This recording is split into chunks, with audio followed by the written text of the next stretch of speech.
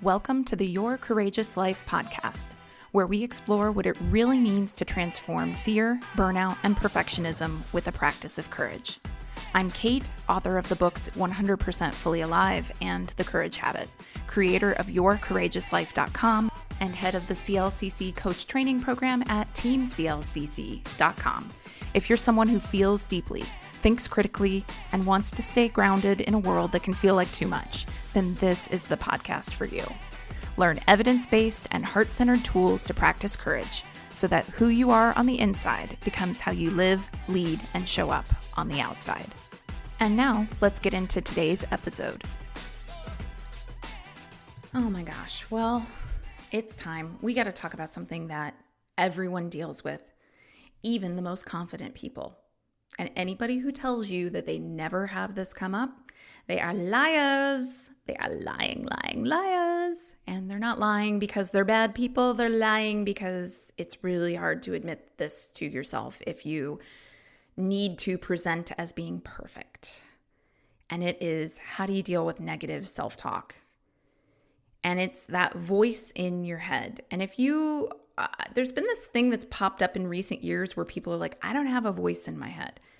Well, I will just tell you that from a Buddhist philosophy, and this is a tradition that's going back thousands of years, the thought or perspective around that is that if you are unable to actually identify an articulated thought of some kind, that is actually the first entry point.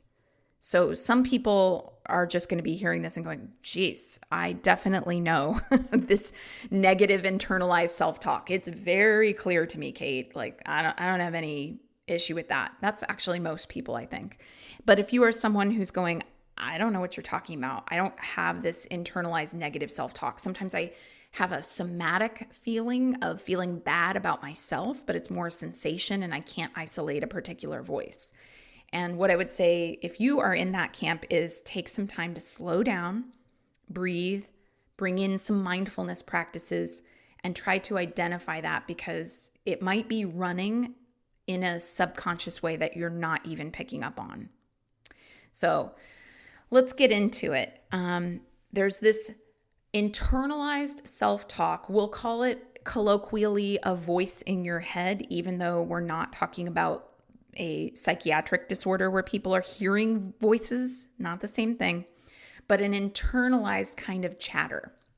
And this is the voice that says, you're not doing enough, you're not smart enough, who did you think you were, you're not attractive enough, nobody wants what you have, I feel stupid, why did I even think this was going to work, I feel too overwhelmed, I just can't do it.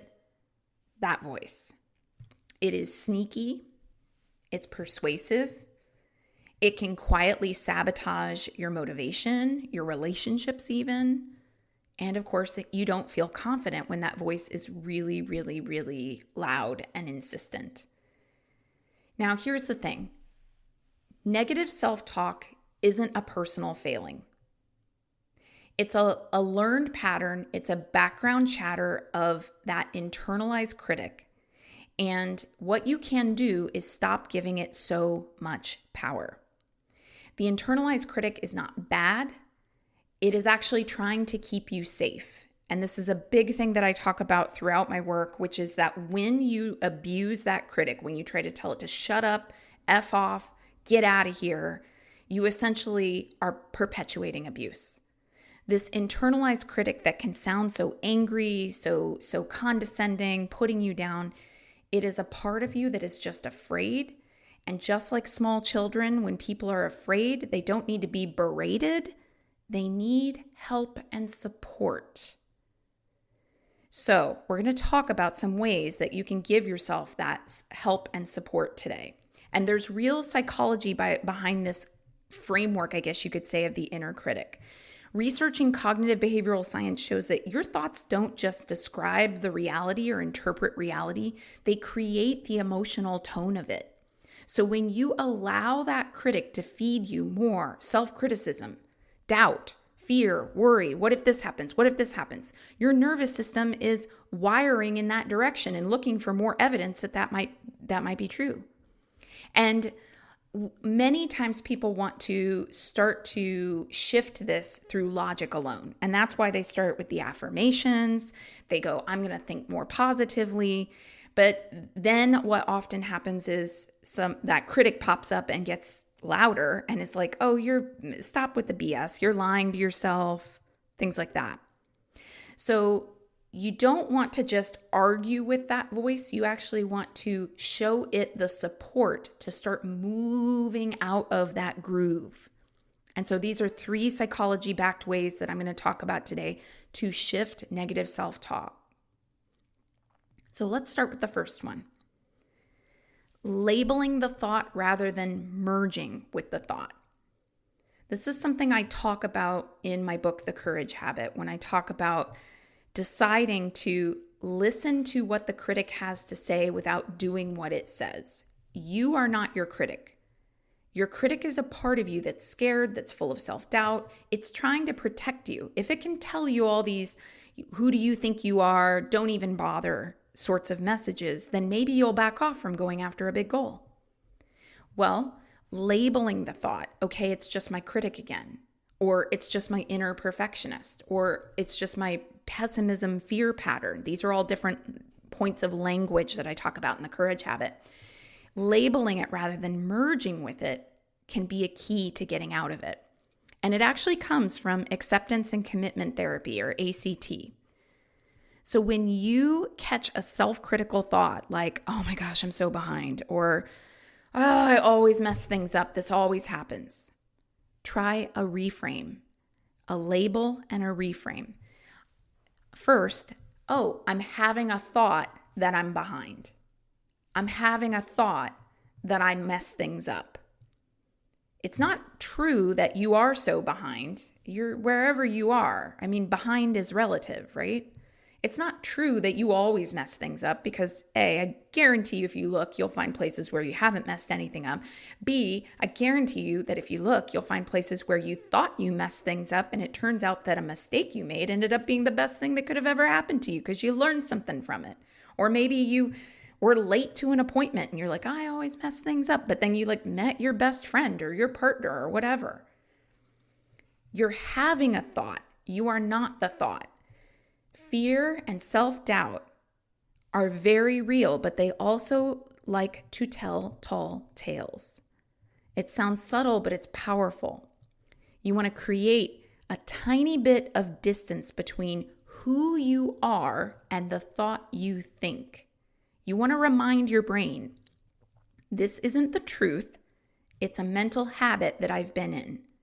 And over time, creating that space helps your nervous system relax and you stop giving so much authority and power to thoughts that tell you that you are incapable or that you can't. Here's the next key to shifting negative self-talk. Replace your judgment with curiosity.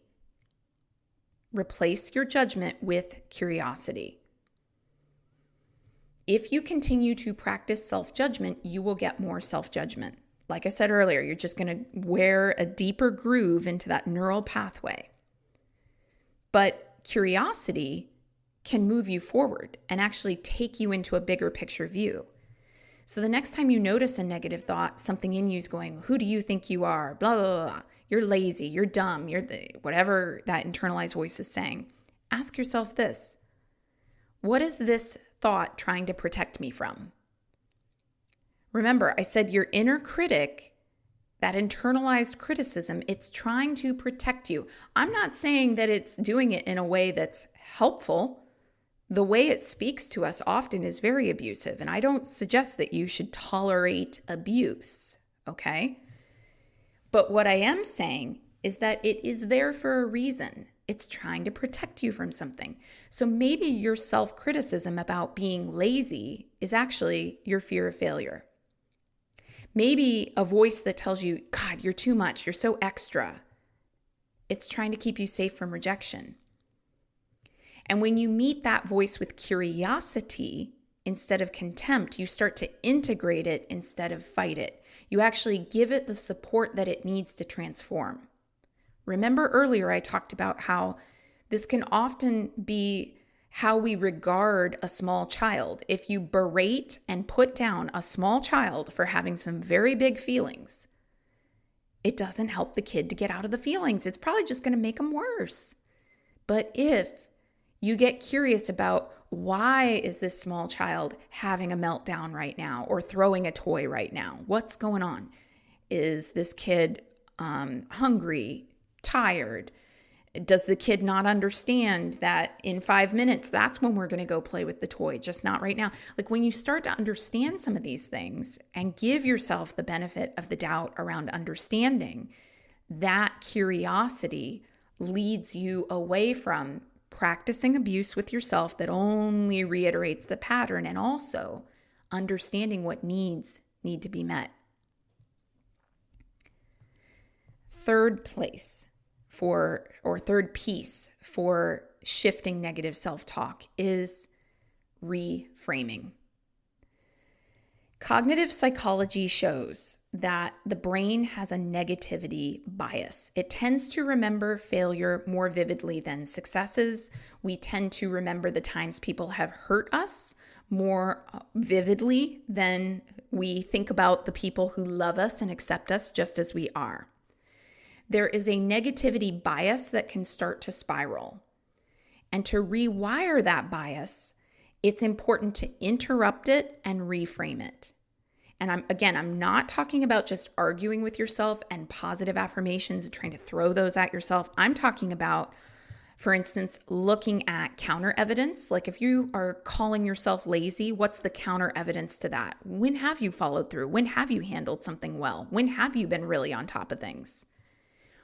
That small neurological nudge tells your brain, hey, that old narrative isn't the whole story. If you don't have counter evidence, reframing can look like saying to yourself, oh, you know what? Like maybe you're going to run a marathon and you don't have any counter evidence because you never run a marathon before, and your brain, your critic is going, there's no way you're going to be able to do this. What you do is you reframe in the direction of, hey, I haven't done it before. I haven't done it yet, but I bet a lot of people thought they couldn't run 26.2 miles at the start of this.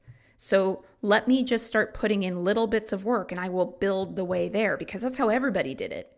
Everybody in the world starts out not being able to run 26.2 miles. But when somebody decides to run a marathon and they put the training time in, they find their way there. That is the reframe. It's essentially remembering to put the whole story into context. That inner critic that's trying to protect you, to use the marathon example, from a perceived fear of failure. What if I can't do it? And I've told all my friends that I'm going to do it, and then I feel really dumb. And It's like, hold on a second. I can do this. I'll learn a lot along the way. That's not, I'm going to be the one who wins the New York City Marathon, and then I'm going to get a sponsorship deal, and then I'm going to be a famous athlete. Like, we're not going into like, how do I build out some fantastical life that is way, way, way too far away. We're just going into, how do I reframe right here, right now? So if this is something that you want to do to apply this to your life, I would really suggest that first you sit down and you make a list of the most common things that you tell yourself that you need to shift. And then you get curious about, why would my critic want to tell me this? You replace judgment with curiosity. What's this trying to protect me from? And then you start to reframe. You go, okay, actually, this is what's going on. This is what I want to root into in this moment right here, right now.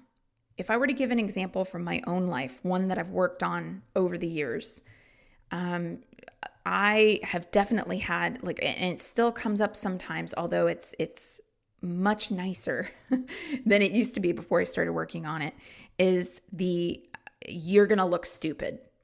There was like this huge thing for a really long time of, you're going to look so stupid. This is going to be so stupid. You're going to fail and it's going to look so stupid. And so first I had to go, okay, there is a thought here that I will look a certain way. It's not who I am. It's not fate. It's not going to happen. This is just a thought I'm thinking, and it causes a lot of overwhelm for me. Then I get curious. What's this trying to protect me from? Why would my inner critic say this to me? And I start looking at, this experience that I had in my past where I made a mistake and somebody with power over me when I was being raised made me feel really stupid for having made that mistake. So then my nervous system goes, I never want to do that again, and stuff like that. And then my job is to reframe it in the direction of what it is that I actually want, which is things like, hey, looking stupid to other people, I don't want to be around those people. So let's say I try something new, take a risk. A real friend is never going to look at me and be like, oh my God, that's so stupid. And if they did, if I thought a friend was doing that, I don't want to be around them. B, I'm willing to look stupid in the name of something that really matters to me. I'm willing to look dumb. It's fine. Somebody's going to judge it. That's okay. It's not for them. So these are the types of reframes that I give myself. Or I can go to a counter evidence list. How about all the times I have done the thing and it didn't look stupid? It was well received. Here's the bottom line. You can't silence your inner critic by force. You can stop giving it so much power by building a louder voice of truth. Negative self-talk, it's not going to disappear overnight, but it does lose power when you stop thinking that it is the voice of reason or a future prediction on what you're capable of, because it's not. It's just your self-doubt wearing a really familiar tone that's been hanging out for a long time. And you're allowed to outgrow that voice. Thanks for listening to the podcast. Before you go, would you take just one moment to give a rating in whatever podcast app you're listening in right now? It's a tiny action that helps to get this podcast out to more people. And I've got more for you. You can get access to free resources, audios, worksheets, and more for practicing courage in your everyday life. Head over to yourcourageouslife.com and become a subscriber, and you'll get access to an entire library of free courageous resources. And if you've ever thought about becoming a coach, or if you want to bring deeper presence and purpose to your work life so that corporate job doesn't feel quite so soul-sucking, check out the CLCC Coach Training Program at teamclcc.com. Thank you again for listening, and I hope that whatever today brings, you meet it with courage.